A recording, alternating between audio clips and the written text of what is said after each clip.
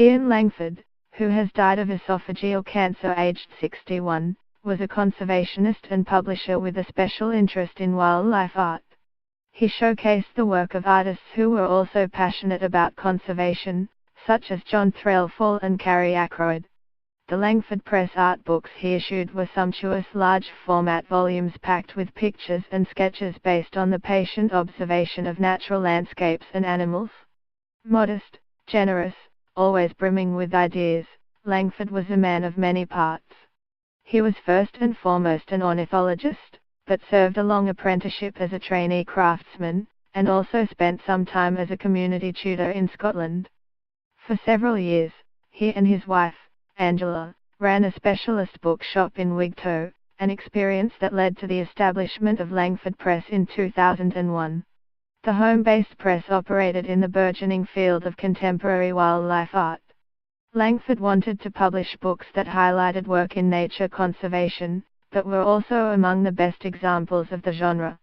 Artists were given virtual carte blanche to develop the book in their own way, in Langford's words, performing the dual roles of artist and author. The inclusion of preparatory sketches was encouraged in order to give the reader greater understanding of the artist's sources of inspiration and method of working. The artist was given total freedom on what to include. In effect, each book in the Langford Press Wildlife Art series was an exhibition in print. Among the artists whose work Langford brought to wider attention were Ackroyd, Donald Watson, Jonathan Latimer, Chris Rose and Richard Tratt.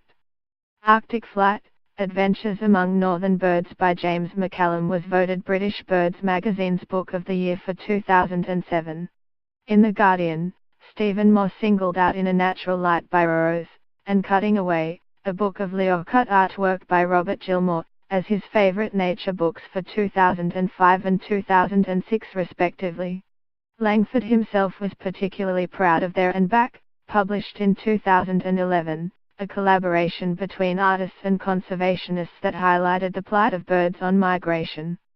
Success encouraged Langford Press to branch out into other aspects of wildlife publishing.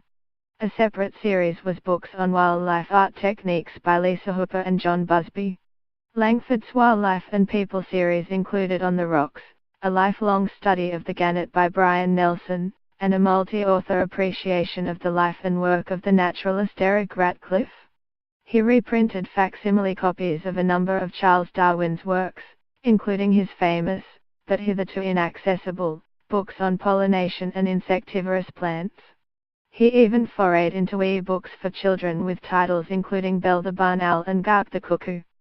Relations between subject and publisher were always informal. When someone suggested drawing up a contract, Langford would reply, in his thickest black country accent, "No, I just publish books, I don't need contracts." Langford was born in Birmingham. His father, Bert, was a tool maker while his mother, Jeanne, owned a small business selling wool and women's clothes.